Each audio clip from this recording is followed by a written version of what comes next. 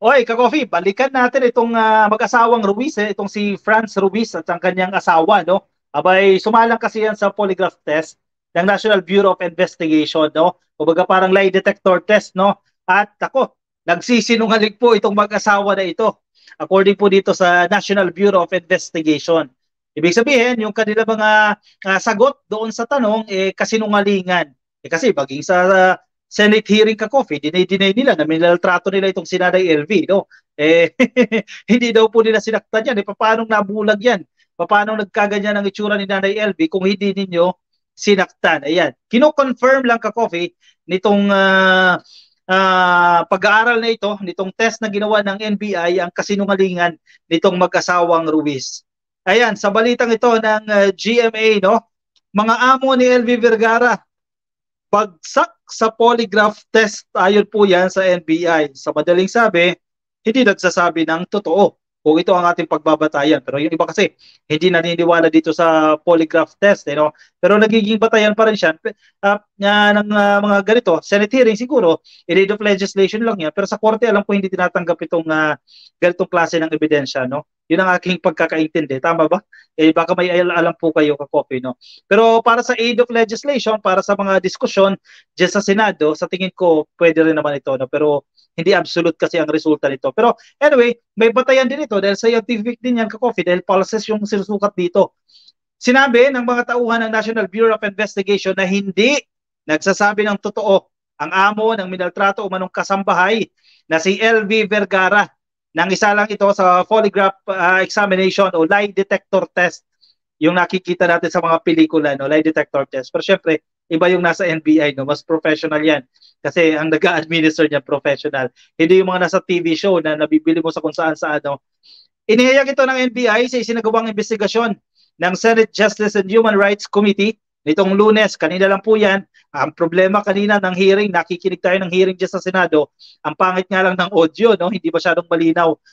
Kaugnay yan sa sinapit ni Vergara na nabulag dahil umano sa kalupitan ng amo. Sa naturang pagdinig, tinanong ni Senador Jinggoy Estrada ang NBI polygraph examiner na sina Eddie Betervo at si John Greg Ferran kung totoo na ang resulta ng polygraph test kina Franz at Pablo Jerry Ruiz ay indicative of deception. So yun yung term dito pala, yun yung tamang term dito. Indicative of deception. Kumbaga nagpapakita ng mga indikasyon na ito ay hindi nagsasabi ng totoo. Ibig mo bang sabihin nagsisinungaling si Ginang Franz? Tanong ni Estrada kay Ferran na nagsagawa ng test kay Franz Ruiz. Tumugon ng oo si Fernan. Ayan, yari na. Nagsisinungaling talaga. Ganon din si Beterbo nang tanungin kaugnay sa test na isinagawa niya kay Pablo. Mahirap pumasa dyan ka, Coffee. Kasi dapat isang tanong, isang sagot ka dyan. Parang kung mag-iisip ka, parang hindi ka sigurado sa sagot mo, magiging negative na agad dyan. Babagsak ka talaga dyan. Tinanong din ni Estrada yung dalawang tauhan po ng NBI kung gaano katiyak ang resulta ng examination. Kumbaga, accurate ba yung test na yan? No, syempre, kinakailangan din natin na matiyak yan, masiguro natin na accurate yung result niyan. Pero base nga sa sinasabi ko kanina, sa understanding ko, no, hindi tinatanggap yan na ebidensya sa mga korte. Paliwanag ng dalawa, nagsagawa sila ng 3 polygraph examination sa mag-asawa na standard procedure sa computerized polygraph system. After the 3 series, tinignan po namin ang resulta, consistent ang kanyang reaction sa tanong na binigay ko sa kanya during the actual test. Consistent po na nagsisinungaling. Ayos din to Ayos din to mga NBI personnel. Consistent naman daw talaga. Kumbaga, isang tanong, isang sagot, hindi pa iba-iba ng sagot, no? Kasi gugulo-gulohin ka niya, parang nagsa-psychotest ka dyan eh. Gulo-gulohin ka man sa napakaraming tanong, at least isa lang sagot. In fairness dito sa mag-asawang Ruiz, iisa lang ang sagot nila. Consistent eh, hindi sila pa iba-iba ng sagot. Yun nga lang, sabi ng NBI, consistent na nagsisinungaling. Nakakatawa itong mag-asawa na ito eh. Iniyag din ang mga tauhan ng NBI na 99% accurate ang polygraph test. Bago nito, tinanong ni Senator Raffy Tulfo si Franz kung sa tingin niya ay pasado siya sa natural test. Ako po ay nagsabi ng totoo, pumasa po. sabi ng sabi ni Madam Franz, no. Confident pa siya na pumasa, pero yung pala bumagsak. Ano ba talaga? Parang nakakatawa na lang ito. Lokohan na lang ito eh. Kasunod nito ay pinaalam ni Tulfo na bumagsak siya sa test Dalawang katrabaho rin ni Vergara ang sumalang sa polygraph test na sina JM Taroma at si Patrick Sembaon na parehong pumasa ayon kay Estrada. Yun nagsasabi ng totoo. Sa pagdinig nitong Lunes, idineklara rin na in contempt si Pablo dahil sa pagsisinungaling sa Senado. Kaya ilalagay din siya sa kustodiya ng kapulungan. Ibig sabihin, hindi sila makakauwi. Diyan muna sila matutulog sa Senado. Pero sana hindi masarap yung tulugan nila. No? Nauna nang idineklara na in contempt ang kanyang asawa noong nakarang linggo, itinanggi nila ang paratang na minaltrato nila si Nanay LV o si Nanay Vergara. Ano ba kasi nangyari doon? Bakit mabubulag yun kung hindi minaltrato? Ito yung nakakatawa kasi halatang nagsisinungaling na eh. Kung nakikinig kayo ka-coffee sa hearing na yan, medyo maiinis ka rin. Bisa matatawa ka kasi alam mo talaga nagsisinungaling. Mag-asawang sinungaling kaya tama lang na ikulong sa Senado, sabi ni Ma'am Cecilia Peña. Actually, ang hinihintay nga ka-coffee no ng taong bayan, totoong makulong ito sa totoong kulungan, no? Hindi sa Senado kasi kumbaga light lang yan ka-coffee, no? Hindi yan yung tunay na buhay eh.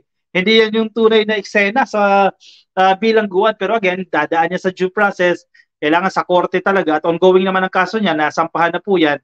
Kinakailangan lang huwag ma-technical eh. Kasi kung madaan niya sa galing ng abogado, baka ma-absuelto pa itong mga to, hindi pa mabilanggo, no? Kung may pera, magbayad ng magaling na abogado, na-absuelto pa o kaya mapaikli yung kanilang sentensya. Yun lang yun. Pero dito sa Senado, hanggang dyan lang yan ka-coffee. Sa totoo lang, in aid of legislation lang yan. Posible, makakuha yung ating mga senador dyan ng mga salient points o yung mga importanteng bagay na pwede nilang ma-adapt para gumawa ng bagong batas, amyendahan yung kasambahay law ni Senator Jinggoy Estrada, no? Kasi ika nga, para makatulong lang yan sa paggawa ng mga batas in aid of legislation, pero hindi sila makukulong dyan. Yung ibang testamento, pwedeng magamit siguro sa korte, no? Pero again, itong polygraph test, hindi nga naman yan tinatanggap yan sa korte, totoong korte. Perlatan, yung polygraph or lie detector test is not admissible in court. Correct me if I'm wrong. Correct, Ma'am Perlatan. Parehas tayo, ma'am, ng pagkakaintindi. Kung si PBBM siguro, nangyari mga DDS, ang bawal to eh, mabablock tayo dito, ma'am. Yung term mo. Pero okay lang yan, DDS, ang sasabihin, hello mga lahat ng Maudigs, nakakabisot din kayo.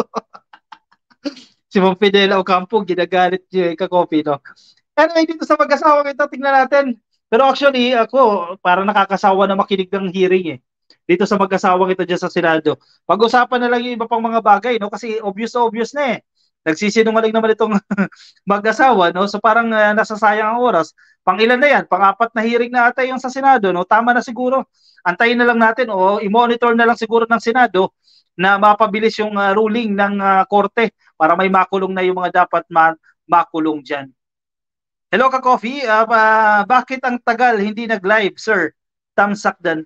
Nag-live tayo mga kagabi, no? Pero last week medyo 2 days lang tayo na nakapag-live, no? Dahil nabibisi din. Pasensya na, ma'am. Ayan, Ma'am Ferdy Fernandez. Tayo nagkasama ulit ngayon sa ating live stream.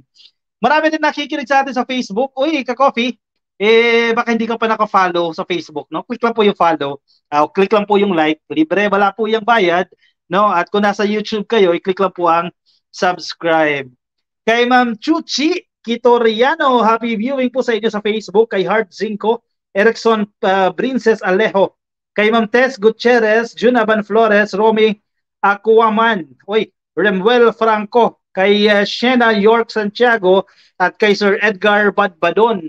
Happy viewing po sa inyong lahat. Jenny Goles, baguhin nila ang batas na RTA. Ano yung sabihin ng RTA? Ma'am Jelly. Hindi ako familiar sa RTA. RTL. Ano ibig sabihin ng RTL?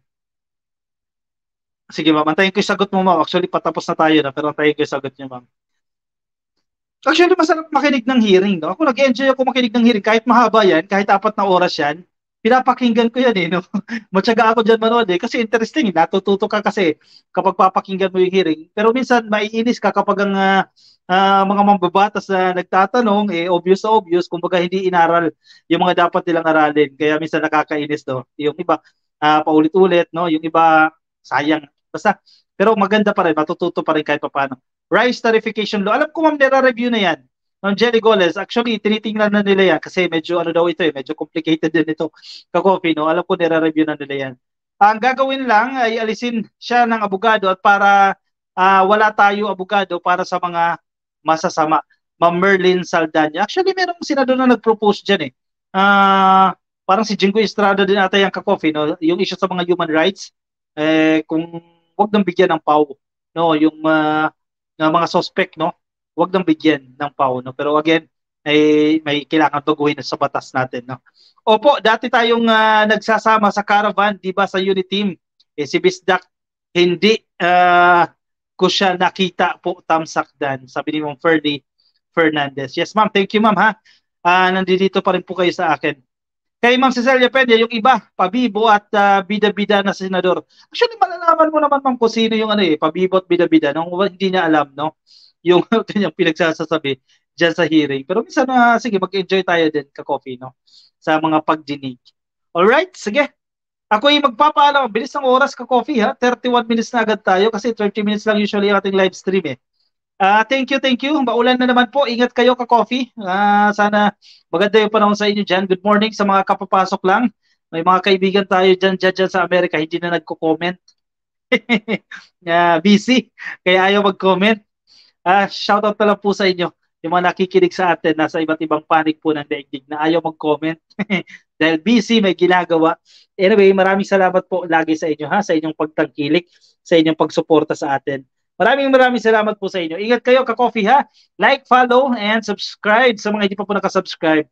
Maraming salamat po sa inyo. Ingat, ka-coffee. Thank you, thank you. Bye-bye. Bye-bye, everyone. Ma'am Cecilia, bye-bye. June Naban Flores, bye-bye po sa inyo. Thank you, everyone. Good night.